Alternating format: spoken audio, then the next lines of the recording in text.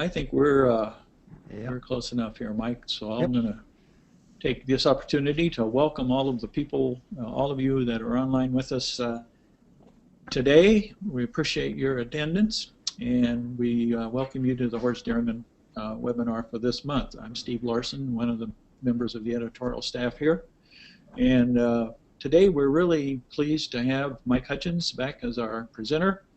He's going to be talking about reviewing forage and feed costs, what's fair, and we'll be using some numbers from the Hoard Dairyman farm here to see how they jive with what Mike has to say. We appreciate the sponsorship of Kemin of the webinar today. We also want to greet and thank Jim Baltz down at the University of Illinois, who is the technical brains behind these broadcasts. So Mike, with those comments, I'll let you get started. Very good, Steve. Well, thank you. We're excited to have this topic today. In fact, you know, it's one of the very controversial ones, Steve. You want to go to a dairy meeting, you want to get in a big argument, just bring this up of how much did you pay for hay or how much did you pay for corn silage. So I think it should be a great fun. In fact, listeners, a little bit of a change this time. We're going to have 4 case studies, believe it or not, a little bit of approach. And Steve Larson is going to be one of the co-instructors. So we'll have him warming up with his voice in the background as we go through this. So let's go ahead and rock and roll on a topic that I think is pretty cool. We're going to look at profit potential, but notice I stuck a couple words. Some of you saw this cartoon that Jim Baltz put together for me, but you'll see something, the dairy enterprise versus the crop enterprise. And I think you're going to see that popping up several times through the discussion, simply saying, you know, which enterprise should actually get the credit for let's say $80 a bushel corn silage or $300 a ton hay. Is that the crop enterprise? What should the dairy enterprise pay for it? And that's kind of the thing we want to argue and discuss with you today. I'm not sure, Steve, there's going to be right or wrong answers when we're all done here. We just want to challenge our listeners to kind of think this through. Here's some USDA data that we thought would be nice to start out with. Shows Jim found this online from January through of 10 to January to 13, looking at the costs of producing 100 pounds of milk. More about that in just a few minutes. So you can see that in 2010 those numbers are down around $10, and now you can see in the fall of 2012 that number went over $16. It's starting to taper off a little bit. Purchase feed costs, certainly in some farms, that will include corn and all the protein supplements. However, in Illinois, homegrown feeds are going to primarily be forages and the corn, and in some cases, the roasted soybeans. You'll see the little green line up there is grazed feed. It's pretty small, but Jim thought he would blow that up for you, and that gives you a little idea what those costs are. So pasture has gone up, doubled in price, as you can see as well over that same time period. No big surprise there. Well, here we go. We got a couple of quick early surveys for those of you that are new to it. Get ready to vote here. Here's the question. What is the fairest way, in your opinion, to price forages? Now, we could have put this dead last, and maybe we should come back to it at the end, Jim, and do it, but there are 4 choices. So go ahead and start viewing. The cost of production on the farm, the market prices in your region would be choice 2. Choice 3 is the nutrient value of the forage. The 4th choice, at the time of harvest, that we're going to price it, or at the time of sale. So we have choices up there, and at this point we've got about a third of the vote in, and it's coming in slowly, and we're gaining some interesting movement here, a little bit more variety. Wow, that's pretty cool. We're up to about 70%. Boy, the Republicans are really switched on here, Steve. They are. I noticed that, and I'm a little surprised at the results. We'll have to see what you think. Yeah, let's go ahead and close it. We're at 75%. We'll close it off, and Jim is going to show that to can they see that? Okay, Jim is showing that to you. Cost of production, 14% of you selected that. Doink. 31% said market price in your region. I like that answer. And as you see my bias, half of you went the nutrient value of the forages. Tell you why that can be a bit challenging. At the time of harvest, nobody picked that. At the time of sales, that kind of makes sense as well. Time of harvest, though, is controversial. The question is, if I chop corn silage in August, is that the price of corn I lock looking to that corn silage, or is it the price of corn in March of the following year? And we can argue that a bit later as well. So let's go ahead and move on. And already I've tipped my hand at this stage of the game. I think if you're going to 15% of you use the cost of production, I think you really are taking all the profits from the cropping enterprise and giving it free of charge to cows. In other words, I get paid $2 a bushel to feed corn to my cows because I could raise it for $4 and sell it for $6. And so I think the market value, at the time of sale is what I would vote. Notice it's in that orange, Fighting Illini orange at this point. Another survey. Here we go. And you're saying, holy smokers, and Jim was nervous about this. We're going to vote again because actually once our case studies, they lead into that. So when you start looking at calculating feed costs, should you be looking at these choices? First choice is only the milking herd. Or look at the milking herd and include the dry cows, or should I be looking at all milk cows, dry cows, and heifers into it? And the fourth choice is, well, to do all three of them as far as that goes. So the polls are now open, and we got 25% of our vote in, and we're off and running. Very good. Fast voting today. Fast voting today. It must have to do. I think you're supposed to get some snow up there, aren't you? This on Thursday, Steve? In the northern part of the state, for sure. They're talking blizzards out there in North Dakota. Isn't that amazing? Anyway, we're up to 75% vote. Let's shut her off. We're at, fast voting here today. And you can see that 7% said only the milking herd, 2% said milking herd and dry cows, 26% said all cows and heifers, and 2/3 said all the above. And I think that's kind of the right answer. You'll see why I say kind of, because you'll see here are my guidelines. I think you got to keep all three enterprises separate. And I probably should have put that down as the fourth choice now that I think about it. But then again, when I made these questions up a week ago, probably wasn't thinking well. Illinois was still in the contention. For some of you that came late, and I see some of you did, Steve Larson has Michigan and I have Louisville, and a piece of pie with or without ice cream, with or without coffee, depending on who wins and who loses. Steve, if I lose, you're just getting the pie. No coffee, no ice cream. We move on. I think you got to look at, and here's some interesting numbers. Now remember this when we start looking at numbers a bit later. I like only the milking herd because then, and ideally by groups within the milking herd is where I'd like to see it broken down to. The dry cows should be separated for one reason. I think you're going to see in the future there's going to be some farms, Steve, that are going to take dry cows, and there was a model of that at the University of Minnesota Vet School did this over in Wisconsin, where they will actually have a dry cow facility, and all the dry cows would go there, and they'd be managed as dry cows and dry cow groups and freshen them out, and then the fresh cow would come back to the farm once the milk was saleable. Again, notice about 10% more if you add the dry cows in. If you're going to add the heifers into all the dry cows, then your feed costs are going to go up about 20 to 30%. And why is that so important? Because one of our farm bills has feed costs as a factor. So which one of these three are we using? Think a little bit about that. And of course, the last bullet item you can see is that some of our producers are not raising heifers because it's not a profit center. And again, if you are commercially having your heifers raised, those heifer raisers know exactly. And Pat Huffman's got some wonderful numbers out there to say heifers from 200 to 300, from 300 to 500, from 500 to 600. What is that feed cost associated with those heifers? So again, interesting things to think a little bit about as we lead into our program. Steve, I thought before we do our 4 case studies, we look at some quick feeding metrics, feed costs, and kind of see how the group is looking.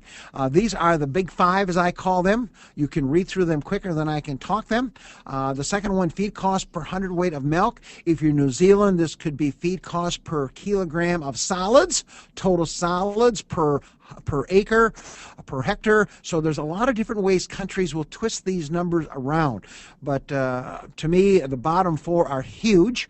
And income over feed cost, everybody loves that. In fact, there is a group in Pennsylvania, Wisconsin that publishes this. I know Hoard's Dairyman and other magazines pick it up. They report income over feed cost, usually in Hoard's magazine, Hoard's is Heard. And more about that in just a second. Now let's lead into that very quickly, and then we can go. These are feed prices prices I use just to demonstrate what these numbers look like here. What's the bad news here, Steve? Well, alfalfa prices should be $300 a ton. Corn prices just dropped about $1 a bushel, so that should be more like $6.10, $6.25. Cottonseed should be $3.30. Gluten should be $1.85, folks. $1.85. You can lock in gluten in Illinois. Soybean meal should come down probably about to $4.25. Distillers around $2.25. So these numbers keep changing, but this is just our example. Cost per pound of dry matter.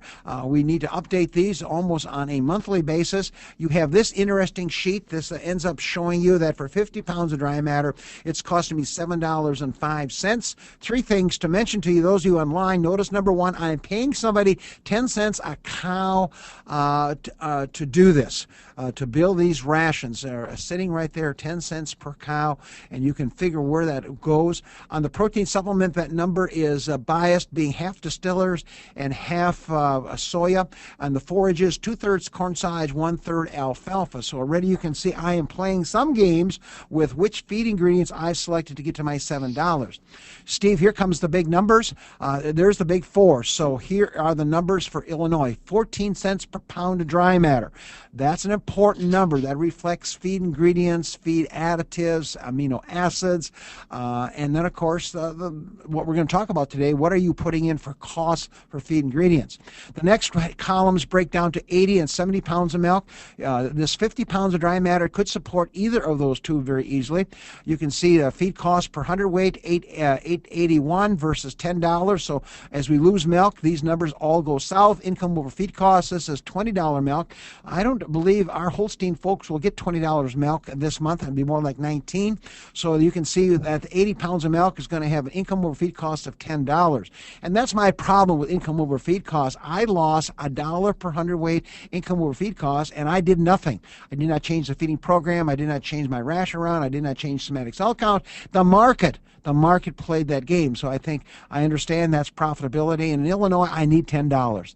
I need $10 to cover all my costs. So you can see that if I had 70-pound tank average here, I'm going to lose money with $19 milk.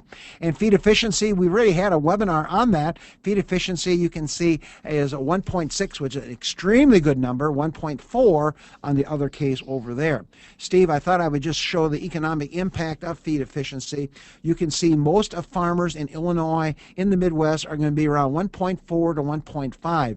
And this works for Jerseys and Holsteins. This is 3.5 fat-corrected milk basis. But you can see if my cows are more efficient of taking feeds, converting them over to milk from 1.4 to 1.5, that is 42 cents savings, because there's that 14 cents times 3, so you can see exactly where that number comes from. It's very, very visible. So this feed efficiency becomes a huge factor that will not be part of our discussions today at this point. And then I thought I would just put this down here, some guidelines for those who have not heard much about feed efficiency. Again, remember, this is 3.5 fat corrected milk. The formula on the bottom, just be careful. We're looking at pounds of milk fat, not fat test. Don't you be putting in 5% there for Jerseys. You may be putting in 3 pounds of milk fat, but don't put in 5. You'll get a very unusual number. You can see the example, 75 pounds of Holstein milk at 3.5 with 50 pounds of dry matter. There's your 1.5. And there are some guidelines to take a look at as well. So hopefully, Steve, that sets the table a little bit for our 4 case studies that are going to come up here right now at this point. But let's kind of see what people are thinking. And I believe, Jim, this is our last question for the day. Where do you think the price of hay is going to sit for 2013? And we'll open up the polls, and you can start voting here at this point. Be well aware that the acreages of hay is going up a little bit, alfalfa, compared to last year slightly, because people saw these high prices. However, states like Wisconsin, Pennsylvania, Michigan have less hay being raised this year. Some of our Corn Belt states are obviously going to put lots of corn in the ground, so we're off and running. And what an interesting bell-shaped curve we got here, Steve. It looks like we got it. And we are almost up to 70%. We're going to give them another 2 minutes. It looks like we're stalled off. Anyway, my guess we'll win this. We'll see, Mike, when all the numbers are in. Okay, let's close her off. Jim, what do we have here? And we have the typical bell-shaped curve. A lot of $250 a ton hay price is what we're seeing here. We got some people saying over $300 a ton, and we have a couple cheapskates out there at $150 as well. So I think kind of sets us up for our next part. And I'm going to turn this over to Steve Larson, and he is going to do case study number 1. And Steve, let us know when you want to move slides. Okay, why don't we just move to the next one while we get started here, Mike. Right now, I just want to bring our listeners up to date a little bit on what the situation is at the farm. We're milking just under 500 head, with about 300 of them being Jerseys and the rest Guernseys. We're shipping about 32,000 pounds a day with a tank average of 68.5, and that's on 3-time milking. Last year, we had about 486 acres of corn, about 350 of hay, and 32 acres of wheat. About half of that land we own ourselves, and we rented another 400 acres. And those rented acres, actually, we had all of that for the first time last year. It could have been a disaster for us considering the drought, but we received some very timely localized rain right in about the 3rd week of July that gave us just under average yields when it was all said and done, and we were very lucky and grateful for that. Mike is showing here the pen breakout that we have, the 5 milking groups that we're feeding and what they're producing now, and you can see our components, which are about that right today, according to the last plant check. We can move to the next slide and the next slide and start looking at some of our actual cost figures here. Essentially, all field work is done by custom operators at the farm, except for some rock picking and some solid manure handling. And one thing that's nice about the custom, there's many advantages to having custom operators do a lot of the work, but one of them is that it helps pinpoint your costs a little bit more than if you have a line of machinery and all the parceling out all those costs and charges accordingly. The alfalfa, all of our silages are put in 12-foot bags, and last year we bagged about 4,000 tons of hay and about 5,200 tons of corn. Now, what Mike is showing you here is what we call our base charge for our alfalfa acreages. For both corn and alfalfa, we figure a base charge of the things that are pretty much fixed regardless of yield, and then we add harvesting costs at different yields on top of that to kind of fine-tune our costs. One thing that we struggled a little bit with, we figured that just on the average 3 years of alfalfa, a three-year stand, and so the seed and seeding preparation and the custom charge that go with establishing a new crop. We just use 1/3 of that each year. Even though we know that we're going to have new seeding every year, we want to see what the ton or per acre costs are on a given year. So we don't count the establishment cost at full value, and you can do that as you wish here.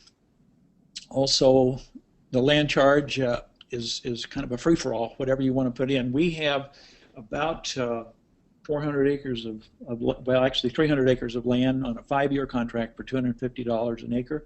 So that's what we used, but you can use your own numbers based on rents in your area or what you just think what it costs you to own the land that you have. So Mike, let's move ahead then.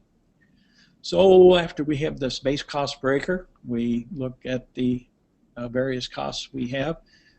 Pretty self-explanatory. The inoculant cost, I might mention, includes a 20-cent per ton application charge that's done out in the field by the custom chopper. And fuel may seem a little unusual because we hire custom operators, but we do supply the fuel for the chopper, the merger, and the bagger tractor mainly because our custom operators come from some distance away, and this eliminates another truck and some extra trips for them. And on balance, with reasonable custom charges that we see, we are comfortable with this. So, Mike, let's go to the next one. So then we take that base cost and we vary our yields, and you can see how that shakes out. As I mentioned, we bag all of the silages. We think we have fairly good bag management, but we added an 8% shrink to the cost per ton of each of these, just to be realistic, we think about it. And you can see the impact of the yield, of course, on costs, pretty dramatic. Mike indicated there, and that's true, that we, maybe just one back there, Mike, we got about 14 tons of hay per acre last year, and it was at 35% dry matter. We figured that was probably a dry matter cost of around $176 a ton. So, okay, Mike. And next we can just go right on to the corn numbers there. Pretty much everything in there is the same, and giving us a base charge of $662. And then let's look at the impact of yields down here. Again, we see the impact of the yields. We figured that we had about 21 tons on the average this year, and so we, I think in our, what we put in corn silage costed about $50 a ton into our ration right now. And by the way, we are using cost of production in our cost of crop production in our crop, or total cost of milk production, Mike. So we can we do the same thing for corn, grain, by adding in the combining and trucking costs and counting 23 cents for drying and shrink. Last year we had about 140 bushel average, just a little bit below what we would normally be. So, right? So, Steve, are you charging your cows that $5? Yeah, that is we're putting $5 in on the per bushel corn on that feed cost, and all the other homegrown costs are at cost of production now in our total cost of milk production. Well, Steve, let me ask you, or let you think about that. What is your cost to produce milk then for your farm out there, and is that on 5% fat basis? You want to think about that for a few minutes, or do you have a number? What does it cost for you to produce 100 pounds of milk? You know, at test, we're somewhere in the $22, $23 range right now. Okay. Okay. Very good. Well, excuse me, I just should say that our basis runs, well, it varies anywhere from about 550 above class 3 up to 7 or more. So, okay. Very good. Very helpful. Well, what's happening now is I'm going to take over again. Steve, thanks very much. Very fascinating data, powerful data that many of our listeners want, that information that they can really compare to where they stand and where they shake out. I thought we'd go back to that dry matter loss number. This is Brian Holmes' data that he published several years ago. We went back, and that's still about the most current one. Remember, Steve, you had 8% shrink, I believe you put in your baggers. He's got it at 10%. I think the company says 6%. So you'll get in those arguments there in terms of what that number is, but it's real. It's real, no question about it. I think if you look at your bag, of your piles and bunkers, tremendous controversy there, primarily because that's before we had the oxygen barrier sealant out there. We are now looking at double or triple layering of plastics. We're putting plastics on the side of our bunkers and piles, and in fact, there's a manager in Minnesota. He actually, on his pile, puts a fan to suck off of any gases that are going to be produced in the fermentation the first 5 to 6 days, primarily to try to keep that, to minimize any oxygen penetration. So certainly you can argue these numbers back and forth, but they're real. There's no question there is shrink there. Anybody who says they're doing for less than 5%, I question if they got fermented feeds. I mean, the fermentation is going to take somewhere, according to some of the research, around 3 to 4% of the dry matter. It's just going to be gone through the fermentation process. Steve indicated that they were inoculating. This is another factor that comes into play on shrink. And again, this is our guideline that we have for silage inoculants. You can see we are recommending them for any wet feeds across the board. Silages, the snaplages, the high moisture corns. And again, this data comes primarily from the USDA Forage Research Center. You can see all the good guys, the good bacteria, and you can see the counts they have. And generally speaking, on the Lactobacillus buchneri, counts even a little bit higher than that. And the cost, you can see, Steve, you are on the low end actually at somewhere around 60 cents. Yeah, we're actually 81 cents for the hay, and that's with the basic inoculant, and then some of the hay and some of the corn we put the two-stage, the buchneri on. For that's the silage we feed during the warmer summer months. So with the application, it ranges from 81 up to $1.03 per ton. Yeah, so you can see numbers vary. Steve already has commented well on what type of inoculant you're using. The high-end number comes from some of the newer inoculants that now have enzymes in them that break down some of the NDF fibers, and that's creating a lot of interest as well. And this is the data that is published by the folks out of Washington State, and you can see this is all corn silage, 18 studies out of the journals of dairy science and animal science, and what you need to look at is dry matter recovery, and you can see an inoculant will save you about 3% dry matter. That's fermentation losses that we're going to find there. And then look at the dry matter digestibility, a nice 2% improvement there. That basically is TDN or energy. So powerful what these inoculants can do when used properly and at the right level and the right type out here in the feeding program. So certainly that becomes not really a cost, Steve. It's actually a savings, or you and I might want to call that an investment as far as that goes. Okay, well, let's go to case study number 2. My colleague Dave Fisher down in Edwardsville has put this together for us for a class we had about 3 weeks ago in our online class, and it's a little bit like Steve has, but done a little differently. So Dave Fisher put this together, and I listened to him very carefully, and so he bunches his up a little differently. He's looking at a 4-year average with 22 tons, so it's a little bit more aggressive than maybe Steve's yield. We're looking there at about 5 tons of dry matter. By the way, the national average is down around 4, and so you can see what he's done. He's put this together, and we look at all the costs. His bottom line per ton is $112 per ton of hay equivalent.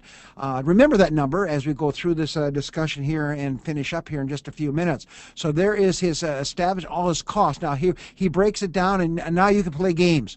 The beauty of both Steve's budget and Dave's budgets are that you can plug your numbers in. So you can see he's got his alfalfa seed sitting in here at $5 a pound, and this is establishment year, and so Steve rolls his into 1/3. You can see he separates his out here separately, and here comes his next, here's his costs for various factors like Steve had listed there. His land rental, $160.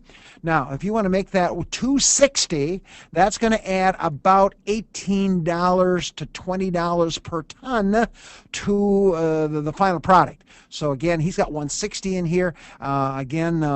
Certainly, Steve, you had how much? What did you have, Steve? We used $250. $250, and right now we know cash rent in Illinois is going for over $300. So again, plug your numbers in as you wish. Here comes his, and what Dave did is he simply took and added the fertility it takes according to our agronomy handbook in terms of phosphorus, potassium, to get that, to maintain those yields there. So this backs up that first budget. So we're not going to go backwards because time is tight. We're not going to go backwards at this point. And so that you can see where he gets his $109 $20 per ton hay. And remember, I said if you go at current cash rents, you're probably going to add $18 to $20 per ton to his figure. Now, I thought, Steve, this might be of interest because some of our producers, this call comes in and simply says, well, I've got a neighbor who wants to sell me standing hay. And so what Dave has done, he said, we're going to use $200 a ton. Most of you would have voted for $250. We'll slip it in there if you wish. $250. Again, you can play. That's the whole premise of today's webinar is we give you all the numbers, and now you can adjust accordingly. He uses $30 to $35 a ton for harvest costs. You could use Steve's number. He's got those numbers there listed for you. Then he puts a risk factor. Remember, if that hay is standing out there, you are going to cut it. It is your hay. If it rains, if you're delayed a week, if you have a breakdown with choppers or balers, all that comes into play. He puts a $20 risk factor. So now the standing hay sits at $150, and that's assumed at about an 85% dry matter value. So that may be of interest to those of you online as well. You then can work this backwards and looking on haylage, and that's what Steve did on his.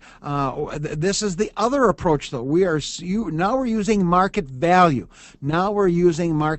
So you can see to get market value, I'm using $250 a ton hay. That's the popular number that I've done in the survey. Jim, that must have been just foresight that we selected that number. So at $250 a ton, I have 1,700 pounds of dry matter at 85% dry matter, and that's at about 15 cents per pound of dry matter. Once you know that number, and you can calculate that out, so if you're in California, maybe hay is $350 a ton. If you're up in northern Wisconsin or Minnesota, maybe that's only worth $200 a ton. You can play that game because then you come in, you say, well, I tested my haylage, and we've got 40% dry matter. Steve used 35% dry matter. You can see that haylage price would be, using this basis, is about $117 per ton. Steve, how good's your memory? What was your price? Do you recall?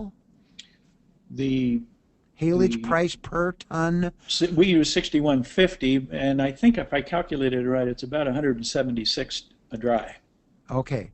So you can see the spread. So there comes your big discussion, market price versus production costs at this point. So you can back into these any way you wish. And there's only one person right on this conference call, and that's you listeners out there when you look at it. This is how Dave then built his budget on corn. He looked at the price of corn, $6.50 a bushel. Remember, Steve does it a little differently. He then subtracts, because if it's corn silage, I don't have to shell it, I don't have to dry it, I don't have to have shrinkage on it, and so you can see his net value is $6.10 a bushel. He then comes in and builds it and says, okay, 180 bushel corn at $6.10 a bushel, that's $1,000, $1,100 an acre. We're going to take off, and there's your price for corn stalks. This would be corn stalks, if you're going to pull corn stalks off, $36 an acre. So now you can see he has $1,134 an acre, and he then divides that out, and he comes up with a value here at about $44 per ton. Steve, do you recall what your number was on your corn silage? We use 50. Okay, that's what you charge, 50 as Yep. fed. What was your cost to produce it? Do you recall that offhand? Let's see. Our total, our growing cost was 661, 662 basically. Okay. And for example, on a per ton basis, okay, it was 50. 50. Okay. Good. Very good. So both numbers are relatively close. Okay. Relatively close. Now let's look at Hutjens, case study number 3. Another approach in terms of pricing forages, and we're going to look at corn silage on this one here. We're coming in with, some of you would have seen this at our webinar a year ago at this point, when we looked back in July, and that is you take 6 to 8 times the price of a bushel of corn. Now some of you wondered in the webinar, where did that number come from? And the number comes from, you can see if I have 180 bushel corn, which is what Dave used as an example, which is 25.7 tons of corn silage, there comes 7. There's your number 7. So now if you come into DeKalb, Illinois, because that research was done at DeKalb. DeKalb is right in the heart of that great black dirt in soil in northern Illinois. That number actually is 8 If you go out to Larry Chase indicates out in New York, some parts of New York, that number is closer to 6. Southern Illinois, that number is pretty close to 7. So soil quality, growing conditions, and obviously the growing season has a factor there. Then you can see what we did is we took and added harvest charges.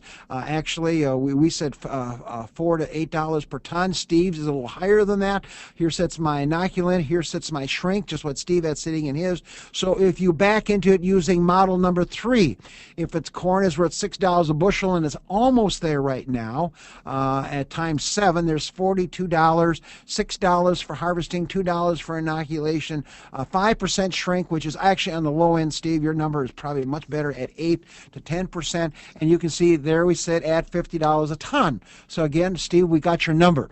So I got Steve's number, I've got Dave's number, and I got my number using method number 3. Minnesota people will use this a very simple formula, 10 times the price of corn grain. Now the big question is, what price of corn grain are you going to use? Are you going to use the price we had 2 months ago, the price we have right now? And that raises a whole big question. My recommendation is, and I know I'll lose this argument, but when I chopped that corn silage last fall at $7 a bushel corn, I locked that price in. That's the price I locked in. I cannot dry it. I cannot sell it to ADM to make ethanol. I've locked it in. So corn is $6 a bushel. To say with that same number, you can see that $60 a ton. And then once you get that $60 a ton, we are assuming that is going to be about a 33 to 34% dry matter. If it's drier and wetter, you've got to change that number accordingly, just like we did with the haylage. If I'm assuming 30% starch. If it's down at 20% starch, like we had in some of our drought stress fields, you've got to lower that value. And I'm assuming 45% NDF. And of course, this last year that was over 55. So certainly all those numbers need to adjust based on quality and dry matter changes from that aspect there.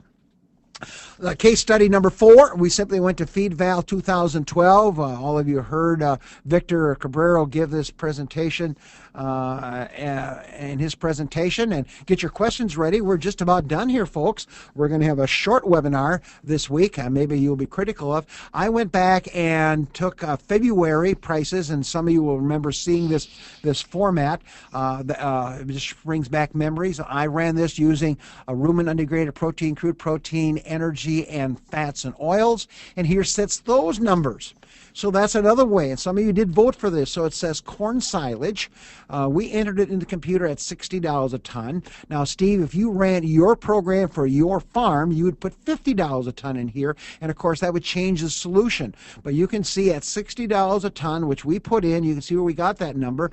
The computer said it's worth 63. So some of you, a lot of you voted for the value of the nutrients in the actual feed itself. So you can see here, corn silage is underpriced by 3 or 13, depending what price you put in there. High quality hay, our computer says it's worth $184 a ton. Now, I put in $300 a ton into my solution. Average quality hay at $220 a ton. It sees it's worth $150. The beauty of using this program is that you can put your alfalfa quality in the solution. So I use the Victor Cabrero's standard values of protein and energy and fiber in there. You can see corn stalks are underpriced. We put it at $80 a ton. This reflects about the $35 of the NP and K that we took off the farm, and another $35 of harvest charge, plus $10 to the grower. So there's $80 a ton. You can see it's worth $93 a ton. If you treat these corn stalks with a calcium oxide, quicklime, then obviously they become much more valuable. You can see straw is worth about $113 a ton. That's the nutrient value. So that answers the other popular answer was, do you price things off? Now remember, we have no idea on functional fiber, length of chop, rumen health, acidosis. It simply says, what are the nutrients worth compared to the reference nutrients, which in this case would include soya and canola, and it would include the forages and the byproduct feeds, the corn distillers, the corn glutens, and the beet pulps, and neat things like that. So what's our take-home message? Well, our take-home messages that hopefully Steve and I have challenged you with, and Steve, you may want to jump in here right as I wrap up here, is the pricing of homegrown feeds, I would argue, should be market price driven. Now, Hoard's Dairyman Farm elected to go to growing prices. And so back in 2008, this was the savior for Illinois because we did not have to go out and write those big expensive feed checks like our folks in New Mexico and California had to do because they were actually buying their forages from growers at that point. So again, I like my point, and I'll give Steve equal time here. It simply says that it's a business, and there's probably 10% of my Illinois dairy farmers who should sell their corn silage and sell their baled hay because they don't make any money running through their cows. They don't add value because of milk production and is modest on the low end at this point. The second take-home question that some of you may argue with me on, and let's do that in the Q&A, I would lock in the price at harvest time. And our largest dairy farmer does that. He goes out to Kansas and actually buys the hay and brings it to his farm in June and July for two reasons. First of all, he feels it's a better price. And second of all, he has it locked on his farm. And so when March and April rolls around, the hay buyer says, "Oh, I'm sorry, Pete, I ran out of hay. I can't fill my contract at this point."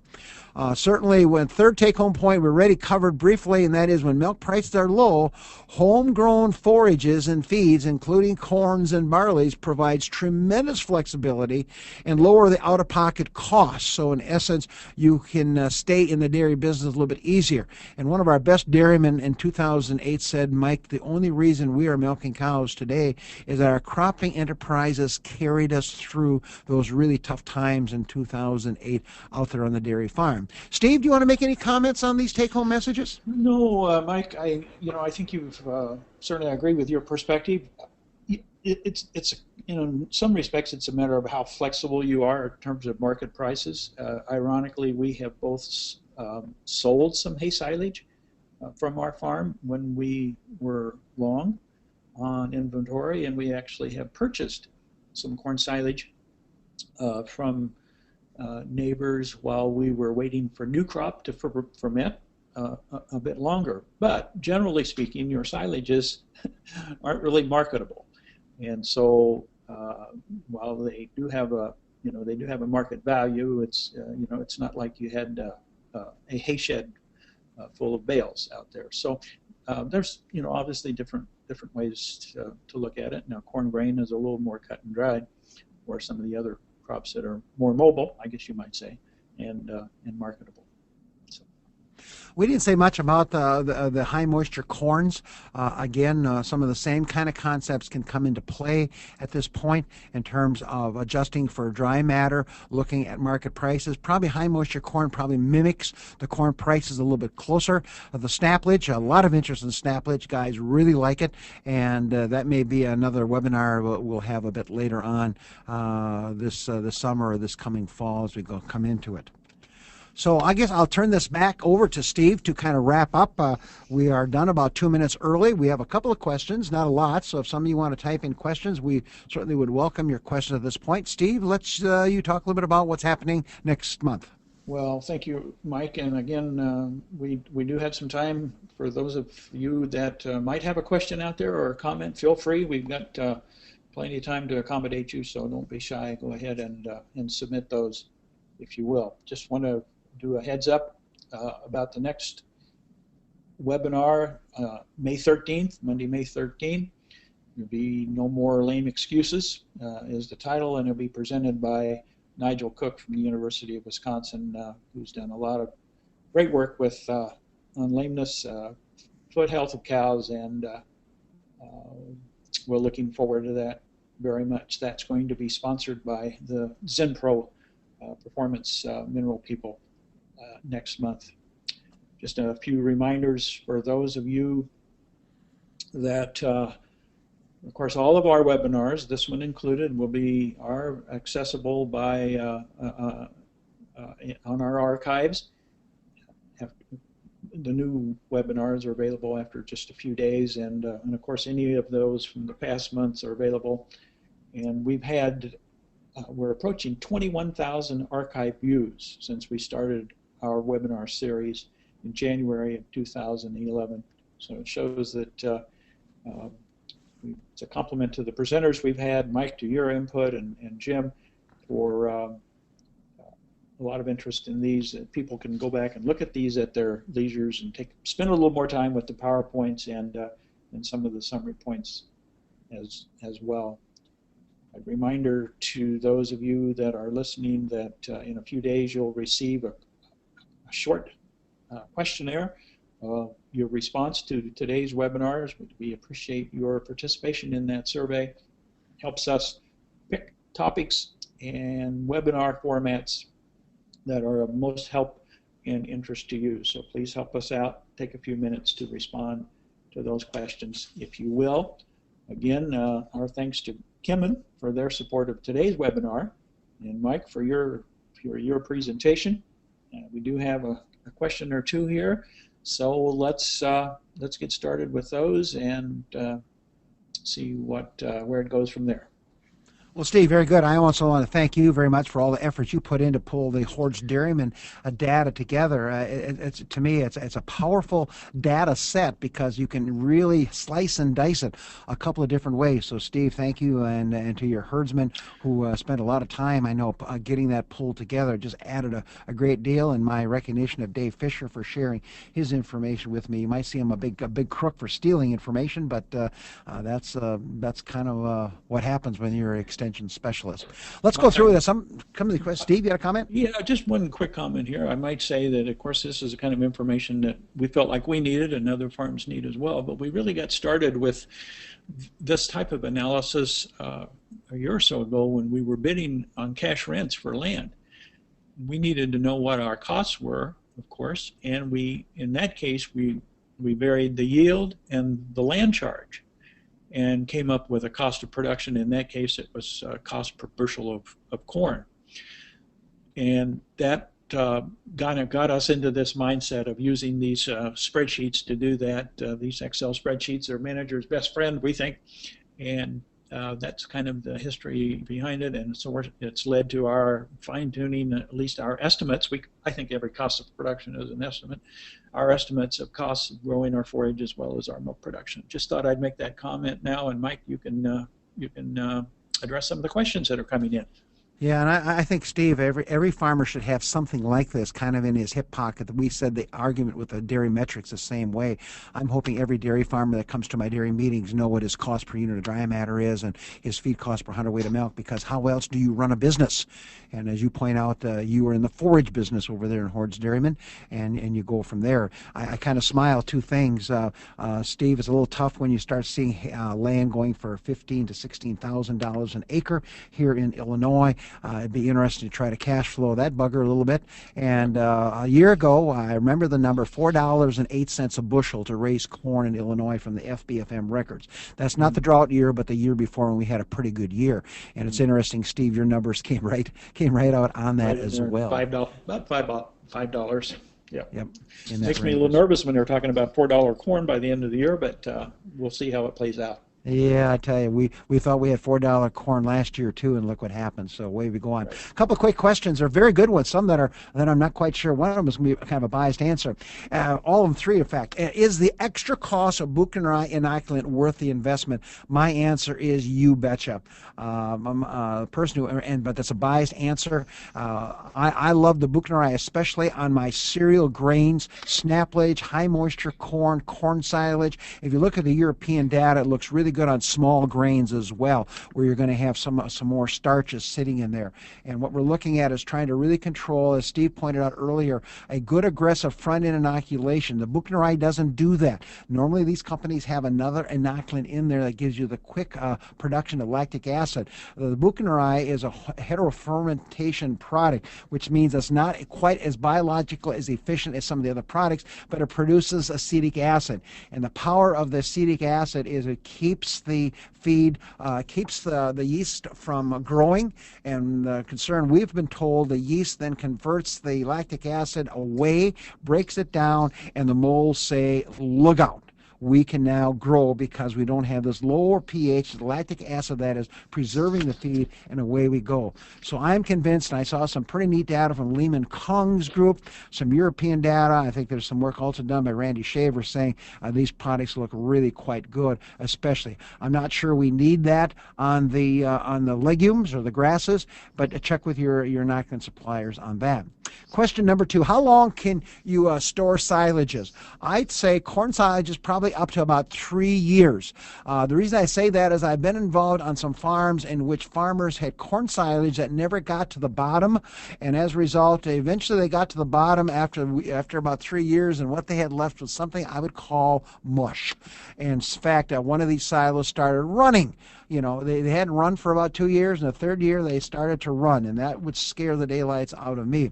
So I would say on corn silages under 3 years, I believe, Steve, that silages are not like cheese or wine. They don't get better with age. So I would go ahead and utilize them up pretty much within a year and a half or 2 years. We see some innovative ways where people will actually empty bunkers so that they can go around and behind, and so they keep the older silages more available so they can feed them out. I think that's a great strategy. How much carryover should I plan on for flexibility? Ideally on corn silage is 4 or 5 months is ideal, because we know it increases in quality in terms of the starch, especially becomes more fermentable, more available the longer it is stored. A lot of our guys are now storing, and boy, I tell you, this was the year, we're storing at least 8 or 9 months, and I know one of my really good dairymen here in the state, he said, Mike, my problem is there is no carryover. The shelf will be bare when August rolls around, and he raises lots of corn silage. So I know a lot of farmers like to have 3 to 6 months reserve. I've got a dairyman who has some very good hay available, but he is just like my answer. He's not going to sell it. He said, Mike, if you promise me it's going to rain next summer, then I'll sell it right now. But unless that, I don't want to sell my good hay now and then discover next August that I'm going to be short. The next question is, when calculating feed costs, should I also assign a storage charge? I think you should. I think you should. A storage charge means I've got all this silage sitting out here, and Steve says it's worth $50 a ton, and I'm not going to feed it for 10 months. I have that money now tied up in terms of not able to invest that in something else that may make me more money. Stock market, more cows, a new milking parlor, whatever the case is. So that's how I interpreted that question there. Another one is, well, a storage charge. Well, certainly when Steve put in $5 for bagging, certainly I've already charged for the bag and the cost for bagging it. So when I look at a storage charge, I'm kind of looking like raising heifers. For the first 2 years, my heifers only make manure and cost me money. And so most budgets will have a charge. I've got this $1,000 tied up for the first year, the next $1,000 for the second year. Some people will actually put that in their spreadsheet.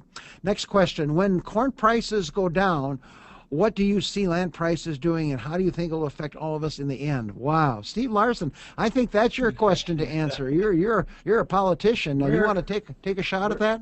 Where's Gary Sipiorski when you need him? Yes. I'm not an economist. My only thought initially here is that there's some lag involved here on land prices and corn prices.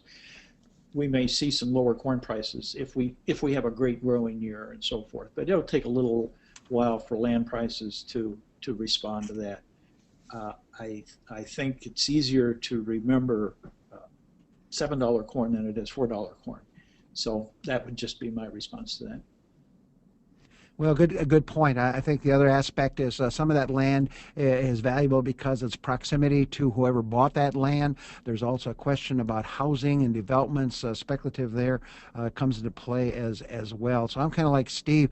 My dad said, bless his soul, they're not making any more land, and we're just tying up more of it.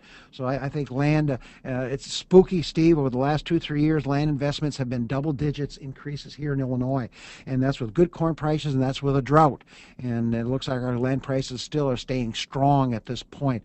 So what's happening, I see, is that farmers that are buying some of this land are taking some of the land that they may have bought for $1,000 an acre back when Dad had it, and mixing in with their $10,000 an acre and coming up with a more general price.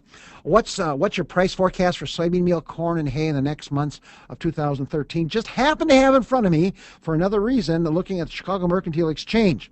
On the corn side of the equation, they got May at 735. You would say, well, doink, that's wrong. September 603, December 571. Remember Steve's comment? Some people are projecting under $5 corn. I don't think we'll see it. I think the world market will suck it up. I think our ethanol plants will be there, and our beef people are going to feed more beef cattle.